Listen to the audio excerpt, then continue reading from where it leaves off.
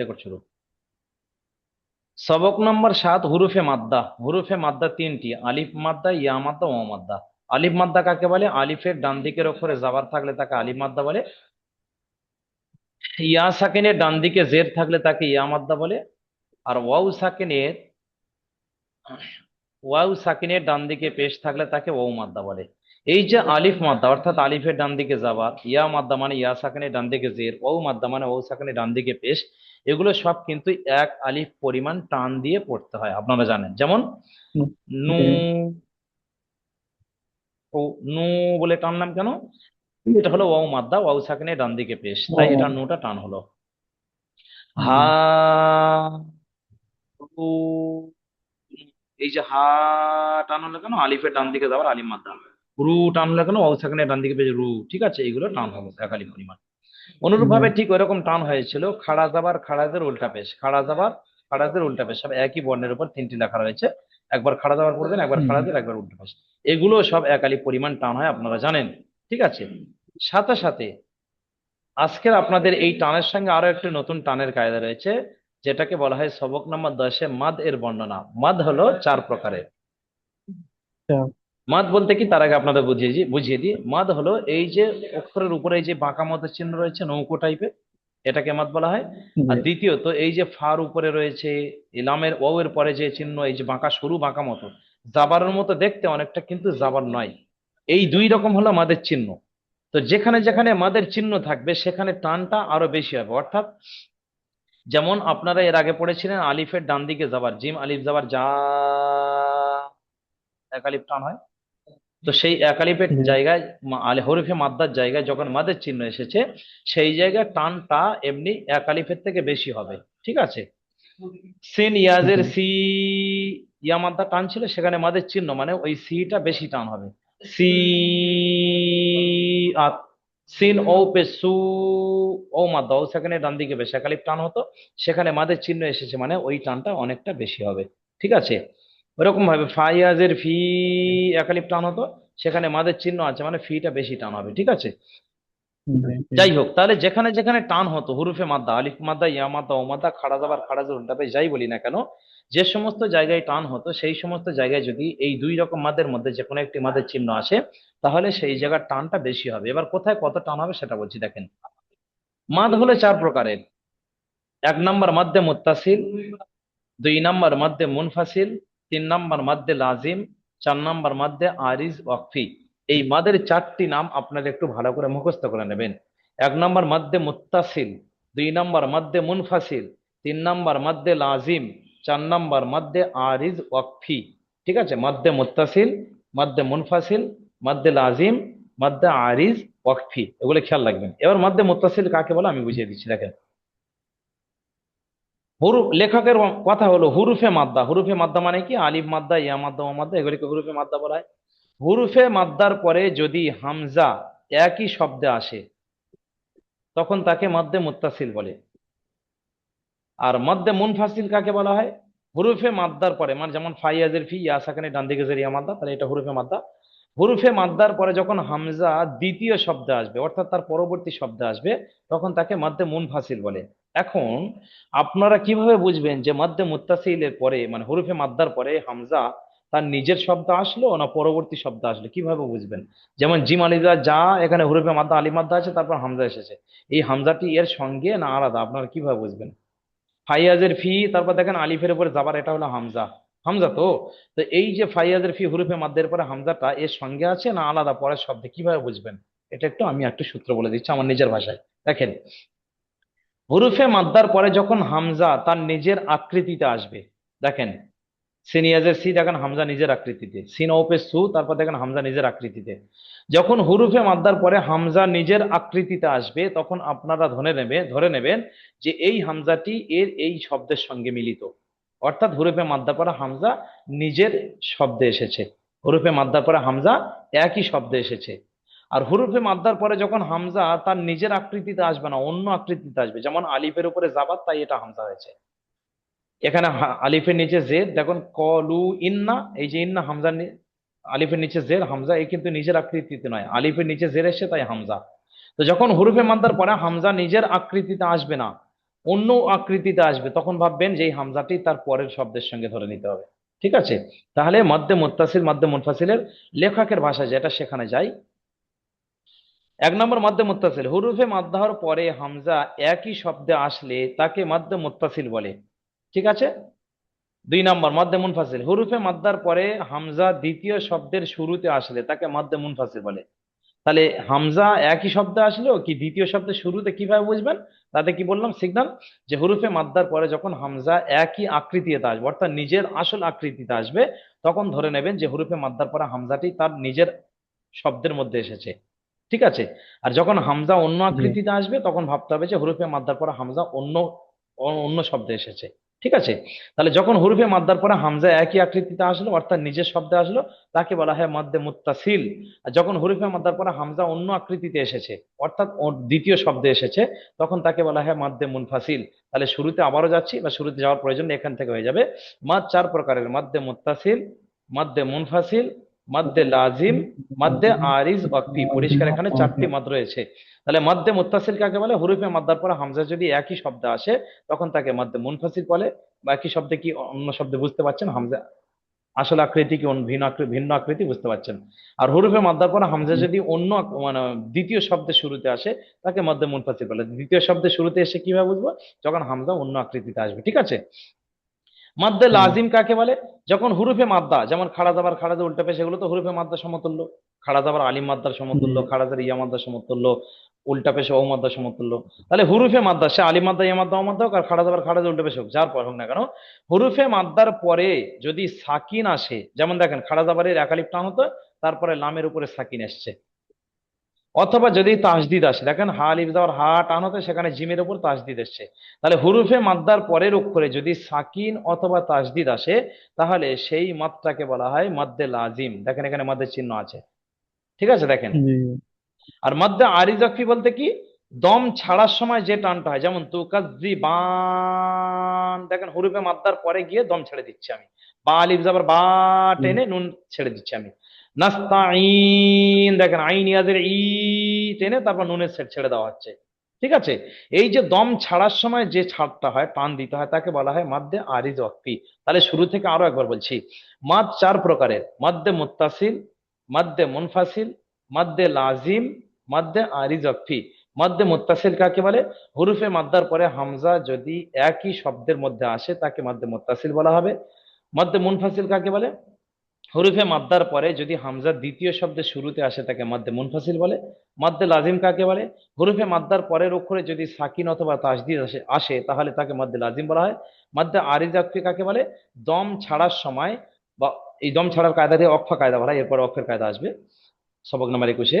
দম ছাড়ার সময় বা বাক্যের শেষে দম ছাড়ার সময় যে টানটা দেওয়া হয় তাকে মাদ্দে আরিজ ওয়াকফি বলা হয়। ঠিক আছে।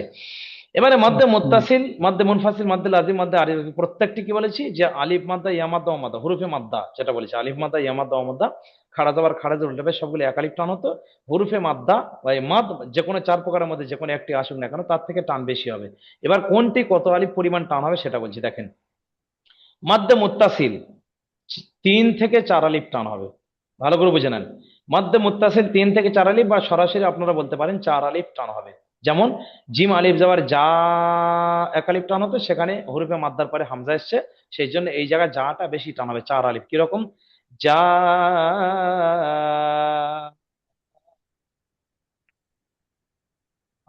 দেখেছেন আলিফ মাদ্দার থেকে অনেক বেশি টান হলো। সিনিয়াদের সি জি, এক আলিফ টান হতো, সেখানে হুরুফে মাদ্দার পরে হামজা এসেছে, মাদ্দে মুত্তাসিল আর হামজা একই শব্দে এসেছে, তাই এটা 4 আলিফ হবে। সি আত, বুঝে আসছে? তাহলে এইভাবে যখন হুরুফে জি, মাদ্দার পরে মাদ্দে মুত্তাসিলটা 4 আলিফ টান হবে। মাদ্দে মুনফাসিল যখন হুরুফে মাদ্দার পরে হামজা দ্বিতীয় শব্দের শুরুতে আসছে অর্থাৎ অন্য রূপে আসছে, তাকে 1 থেকে 3 আলিফ পরিমাণ টান দিতে হবে। অর্থাৎ 1 আলিফ টান দিলে চলবে, 2 আলিফ টান দিলে চলবে, 3 আলিফ টান দিলে চলবে। কিন্তু আপনারা 3 আলিফ দেবেন, যখন 3 আলিফ টান দিচ্ছেন ভাববেন ওর ভিতরে 1 2 সব এসে গেল। তাহলে আমি একটা 1 আলিফ টান দিচ্ছি, একটা 2 আলিফ, একটা 3 আলিফ বোঝানোর জন্য। দেখেন, ফি আমরিনা, এই যে ফি ফাইয়াজের ফি, এর ঠিকানা হচ্ছে মাদ্দে মুনফাসিল। এক আলিফ টান দিলাম, জি। তারপরটা ধরেন দুই আলিফ টান দিচ্ছি, লু, লাম অফিস এখানে মাদ আছে দেখেন, কলু ইন্না, দেখেন লু বলে টান দিলাম এক আলিফ থেকে বেশি। এইবার এখানে আমি তিন আলিফ টান জি। দিচ্ছি, ইন্না জালনা, ইন্না বলে যে মাদ্দে মুনফাসিল আছে এখানে, হরফে মাদ্দার যে টানটা সেখানে তিন আলিফ টানলাম। তাহলে আমি একটা এক আলিফ, একটা দু আলিফ, একটা তিন আলিফ কেন টানলাম, আপনাদের বোঝানোর স্বার্থে। আপনারা তিন আলিফ টানবেন, এক আলিফ দুই আলিফ যাই টানতে পারেন। চলেন, তাহলে মাদ্দে মুত্তাসিল হলো চার আলিফ টান হবে, মাদ্দে মুনফাসিল এক থেকে তিন আলিফ টান হবে, যে কোনো একটা টানলে যায়। মাদ্দে লাজিম হরফে মাদ্দার পরে হামজা অথবা তাসদিদ, এই সাকিন অথবা তাসদিদ আসলে তাকে মাদ্দে লাজিম বলে। এটি হলো পাঁচ আলিফ টান হবে, অর্থাৎ সব থেকে বেশি টান হবে। কিরকম? আ জি।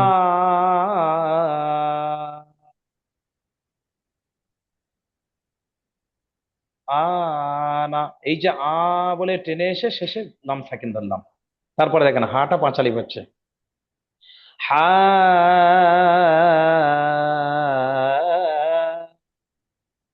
হাজ্জুকা, এই হা টেনে এসে জিম ধরলাম, জিমে তাজ দিয়ে হাজ, দেখেছেন?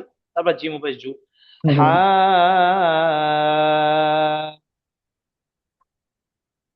হাজ্জুকা। তারপর দেখেন এখানে আমরা সূরা ফাতিহা যে পড়ি, গায়রিল মাগদুবি আলাইহিম ওয়ালাদ দাল্লিন, দেখেন য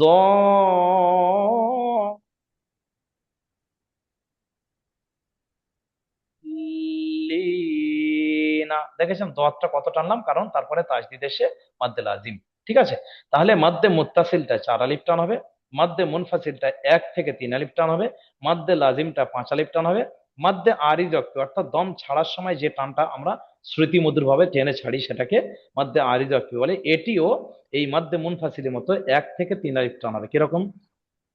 তো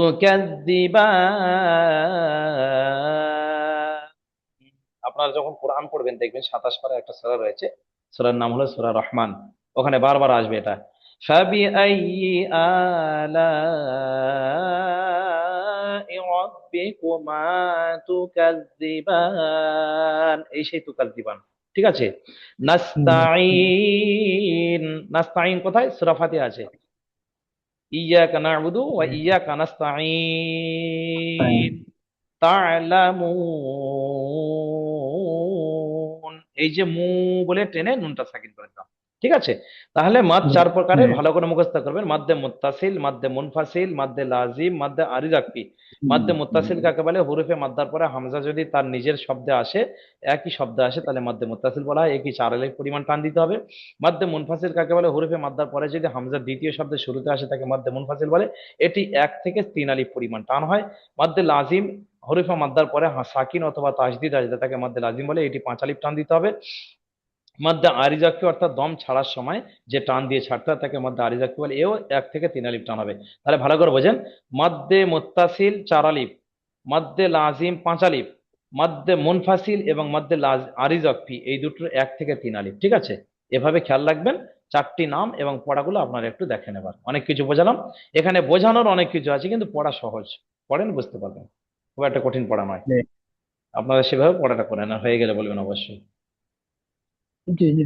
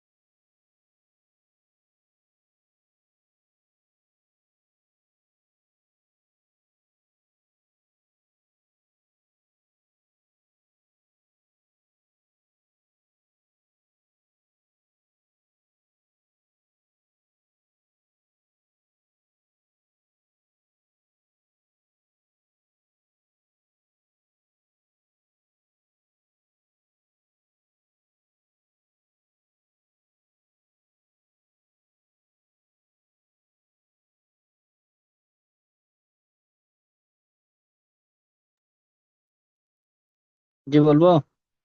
এই বলছে বলছে, হ্যাঁ জি বলেন। জাআ সিআত সুউ ফি আমরিনা قالوا إنا أنزلنا আল নয়, আল নয়, الآن হলো না, আল নয়, বলে টেনে এসে শেষে লাম ধরতে হবে।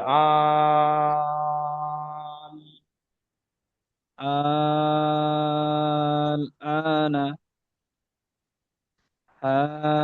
حاجوك ضالين تكذبان نستعين تعلمون মাশাআল্লাহ। আচ্ছা শামীম ভাই, আপনার হয়েছে?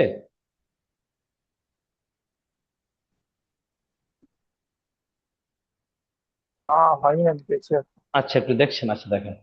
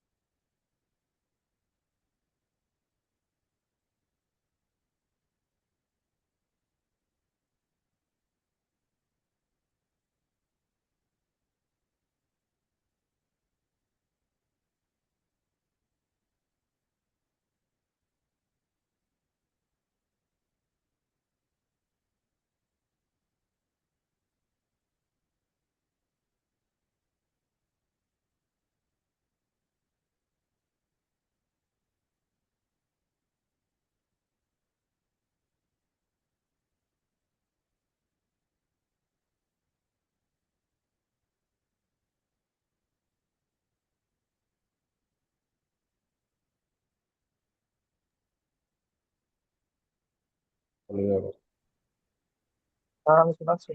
হ্যাঁ বলেন।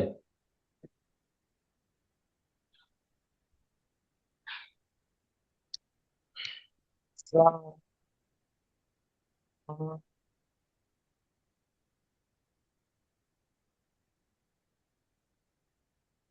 সি আর সো ও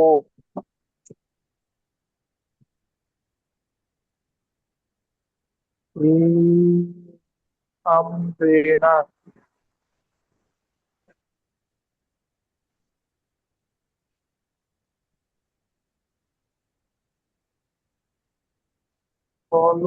পলো ইন্নার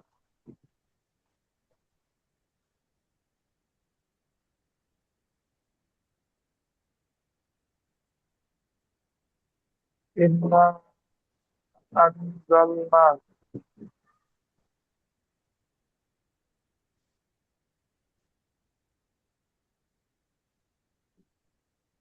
আর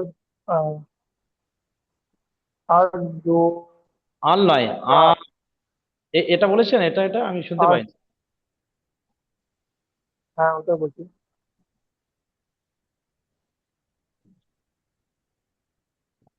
আ বলে টানতে হবে, আ বলে টেনে এসে লাম ধরতে হবে, ঠিক আছে।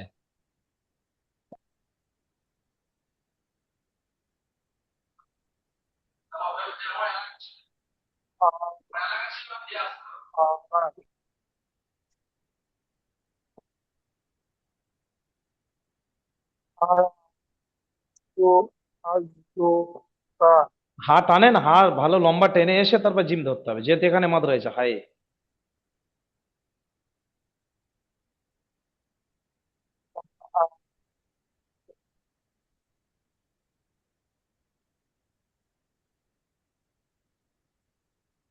আপনার সাউন্ডটা মোটে পাচ্ছি না, সাউন্ডটা মোটেই পাচ্ছি না।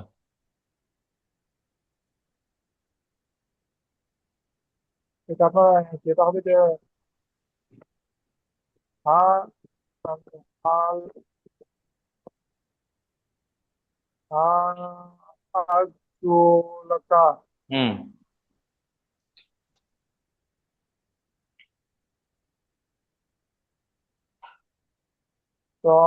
সলিনা হুম।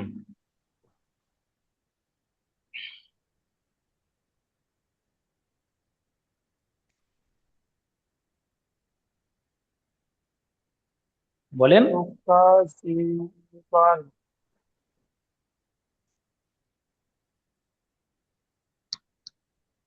নাস্তাইন